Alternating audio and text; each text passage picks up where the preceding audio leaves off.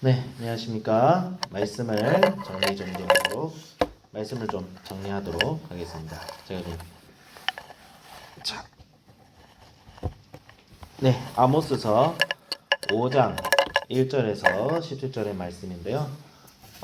말씀을 전체적으로 보면 약간 1절하고 3절과 16절과 17절이 조금 비슷한 메시지를 반복하고 있습니다. 앞 1절, 2절은 뭡니까?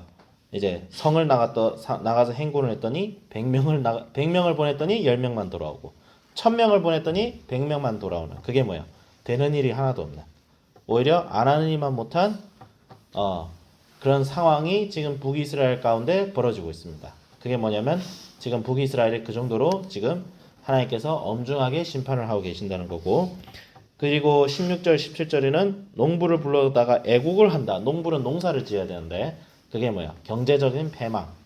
그러니까 북이스라엘 하나님의 심판으로 패망을 당한다는 것이 앞뒤로 돼 있어요. 앞뒤로. 그러면 4절부터 이제 15절은 어떤 내용이 나오냐면 왜 심판을 당하는 이유가 무엇인가 했을 때 4절부터 6절 심판의 이유, 첫 번째 이유는 뭐예요? 하나님을 찾지 않고 우상을 찾기 때문에 심판을 당하는 겁니다. 예. 너희는 나를 찾으라 그리하면 살리라. 이게 두 번 반복되어 있죠. 4절에서 6절에 보면 이스라엘 족속에게 나를 찾으라, 여호와를 찾으라, 그러면 살리라 라고 되어 있습니다. 예. 여호와를 찾으라. 여호와를 찾으라. 여호와를 찾으라. 여호와를 찾으라 하고, 사실 문단 구분을 또 좀 더 확장시키면 4절에서 9절까지가 우상 숭배를 하지 말라는 문단 단락이 좀 될 수 있어요. 제가 지금 보니까 4절에서 9절까지 끊어도 괜찮은 것 같아요. 예. 찾으라. 예. 하나님을 찾으라. 나를 찾으라. 여호와를 찾으라. 그리고 이제 8절에 뭐예요? 묘성과 삼성을 만드시고 사망의 그늘을 아침으로 바꾸시고 낮을 어두운 밤으로 바꾸시며 바닷물을 불며 지면에 쏟으신 이를 찾으라. 이게 누구예요? 자연을 창조하시고 자연으로 심판하실 수 있는 하나님을 찾으라는 거예요. 예. 찾으라는 거예요. 예. 하나님을 찾지 않고 베델에서 찾고, 그게 뭐야? 베델과 길가, 우상 숭배의 중심지죠. 원래는 굉장히 하나님께서 거룩한 일을 하셨던 그 놀라운 곳이 어떻게 바뀌었어요? 우상 숭배의 중심지로 바뀌었습니다. 금송아지 숭배를 제가 정확하게 말씀드리면, 금송아지는 다른 종교를 믿는 게 아닙니다. 예수님을 믿는 척하면서 다른 종교를 믿는 거예요. 자기가 원하는 대로. 예. 자기가 원하는 대로. 왜냐하면 이 여로보암이 금송아지를 세워놓고 이 금송아지를 향해서 뭐라고 했냐면, 봐라, 이 금송아지가 너희들을 애굽 땅에서 인도하여 낸 여호와 하나님이다 라고 했어요. 금송아지의 이름은 여호와 하나님이에요. 그러니까 하나님을 자기가 믿고 싶은 대로 믿고 변질시켜서 믿고 자기가 원하는 것을 이루기 위한 수단으로 하는 순간 금송아지 신앙이 됩니다. 금송아지는 다른 종교가 아니에요. 바알하고 달라요. 바알은 완전히 다른 거예요. 예. 바알은 완전히 세속으로 가버린 것이고, 금송아지는 뭐예요? 혼합 종교입니다. 혼합 종교. 그러니까 바알과 금송아지를 섬기는 북이스라엘에 대해서 하나님께서 징계하시죠. 거짓된 종교. 예. 그러니까 차라리 예수님을 안 믿으면 차라리 안 믿는 게 차라리 나을 뻔한 종교 생활. 예. 구원을 받을 수 있는 종교 생활이 아니죠. 왜? 예수 그리스도가 부재한 기독교이니까요. 예. 그런데 그래 심판을 합니다. 근데 심판의 이유가 또 있어요. 더 강조가 되고 있어요. 9절부터 이제 10절부터 15절까지 심판의 이유가 뭐예요? 공의와 정의를 행하지 않았기 때문이죠. 특히 물질적 차원에서. 성경이 말하는 공의와 정의는 절대 영적인 것만 얘기하지 않습니다. 성경은 영적인 것만 얘기하지 않습니다. 성경은 영과 육을 분리하지 않습니다.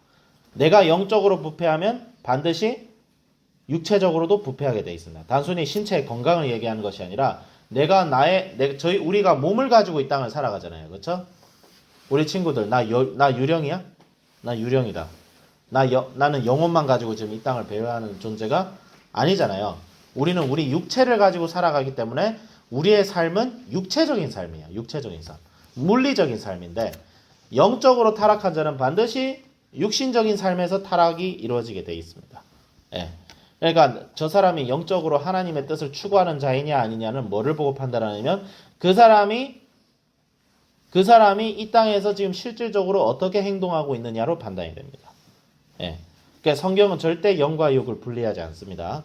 세상을 도외시하고 하나님 일만 하자 그렇지 않습니다. 절대 그렇지 않습니다. 그러면 공의와 정의를 이 땅에서 행해야 되는데 어디까지 행해야 되는 것이냐? 어디까지 행해야 되는 것이냐?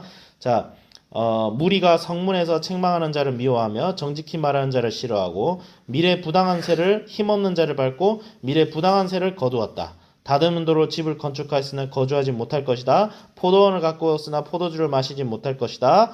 여러 가지 얘기가 나오죠. 근데 성문이라는 말이 등장하는데 성문은 그 당시에 그 성문이 뭐냐면 이제 도시가 있어요. 도시는 항상 성벽으로 둘러치는데 그 성벽의 성문은 그 당시 도시에서 사람들이 대소사를 주관할 때 사람들이 모여서 어떤 일을 결정할 때 모이는 장소였어요. 그러니까 오늘을 치면 뭐 이런 말하기 오해하지 마세요. 국회 같은 것이에요. 성문 앞이라는 거. 성문 앞에서 대소사를 결정해요. 근데 성문 앞에서 대소사를 결정하는데 부당한 세를 거둡니다. 지들끼리 모여서. 그리고 정직히 말하는 자를 싫어합니다. 예. 정직히 말하는 자 싫어요.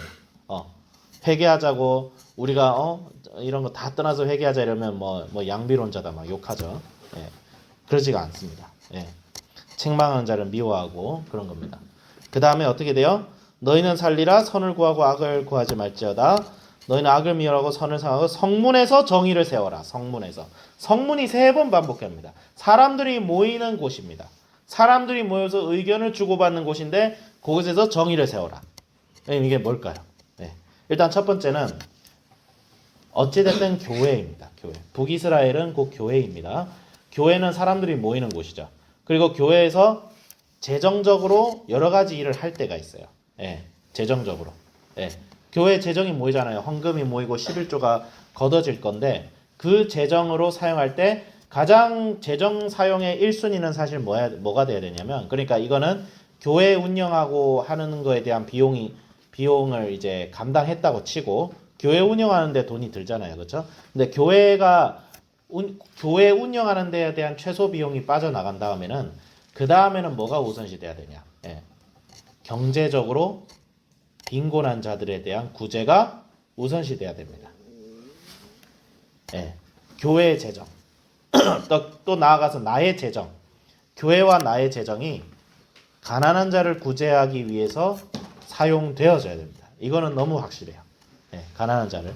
그래서 뭐 개인이 구제하는 것도 중요하지만 교회가 11조를 할 때 그 11조의 최우선적인 목표는 가난한 자들을 향한 구제입니다. 그래서 율법에서도 매 성읍마다 11조를 거뒀을 때 3년에 한 번은 그 11조를 사용해서 가난한 자를 구제하는 데 쓰라고 되어 있어요. 그리고 우거하는 레위인들, 예, 가난한 자들.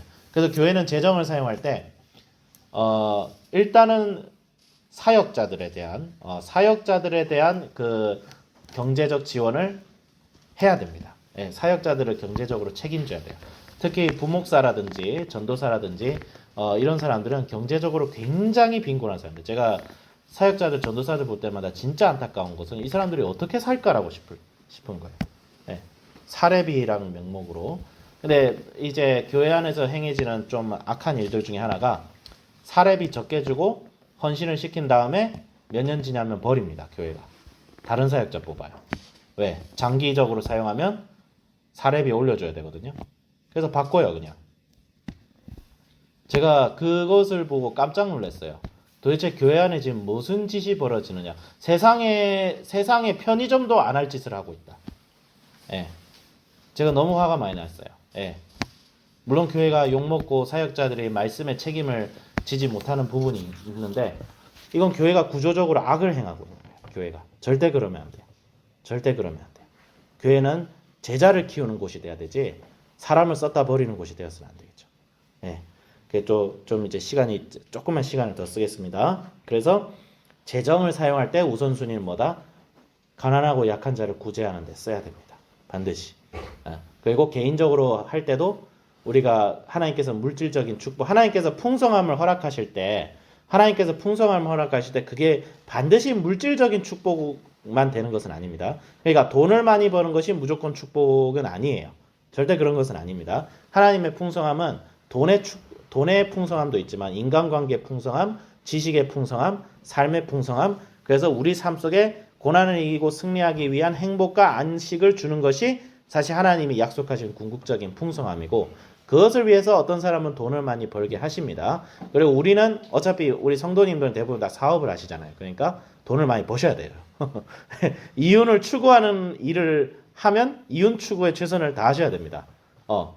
내가 사업을 하는데 저는 주님께 내려놨습니다. 저는 이윤 추구에 욕심 바라지 않습니다. 그거는 마치 뭐가 같냐면 교사가 학생을 가르치면서 저는 가르치는 거 포기했습니다. 애들이 뭐 성적도 F 나와도 저희는 하나님께 다 맡깁니다. 그거하고 똑같은 거예요. 자기 일에 충실해야지. 예, 그렇긴 한데 중요한 거는 보편적으로 봤을 때는 그렇다는 거죠. 그랬을 때 내 재정의 사용 원칙이 내가 소비하고 내가 사치하고 이런 것이 아니라, 돈을 많이 벌었으면 나는 검소하게 살고 필요할 때 쓰고, 그 말은 무조건 가난하게 써라는 말은 아니지만 필요할 때는 쓰지만 필요하지 않을 때는 최대한 아끼고, 그리고 그러면 돈을 적게 쓰고 저축할 돈이 많죠? 그럼 이제 투자할 때는 투자하지만 저축할 때는 저축하지만 가난한 자를 구제하는데 그 재정을 반드시 써야 됩니다. 선교적 차원에서라도. 그래야 교회가 이 땅에서 빛과 소금이 되어집니다. 그래야 교회가 진짜 정치에서 뭐라도 얘기라도 할 수 있어요.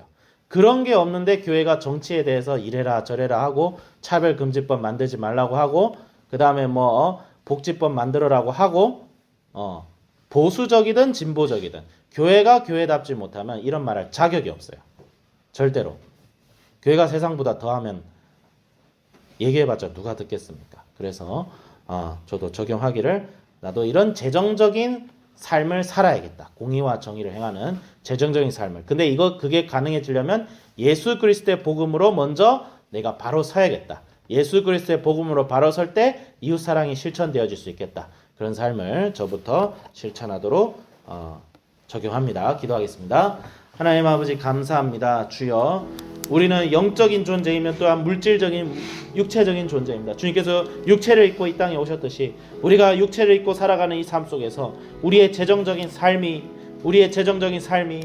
다른 사람의 것을 함부로 뺏어서 부자가 되는 그런 투기적인 삶이 아니라 정말 주님이 주신 풍성함을 통하여 그것을 흘러 나눌 수 있는 사람이 되어서 주님, 저희들의 삶을 통하여 주님이 살아계심이 전파되고 복음이 전파되고 사람이 사람답게 살 수 있는 하나님 나라가 이 땅에서부터 세워져 가는 그런 역사가 일어나게 하여 주시옵소서. 오직 교회 그리스도의 예수 그리스도의 보혈과 그 십자가로 말미암아 이 세상이 변화될 줄 믿사오니 주여 저희들과 함께하여 주시옵소서. 성령이시여 인도하여 주시옵소서. 감사드리며 우리 주 예수 그리스도 이름으로 기도드립니다. 아멘.